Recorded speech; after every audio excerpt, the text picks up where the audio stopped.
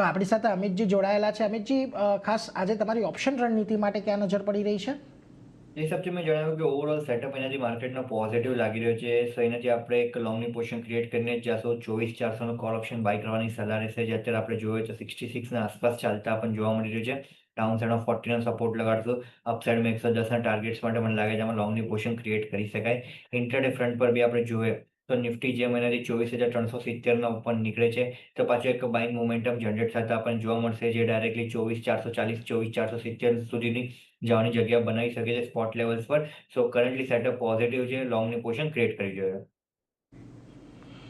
લોંગની position create કરો. અહીંયાથી ખાસ કરીને નિફ્ટીના 24,400ના કોલ માટે 66 રૂપિયાની 68 રૂપિયાની આજુબાજુ ચાલી રહ્યો છે. 40નો સ્ટોપ લોસ લગાવો. 110ના લક્ષ્યાંક આવી શકે છે.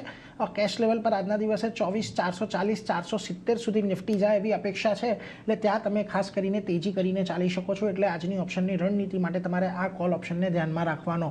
એની સાથે જ અત્યારે ફરી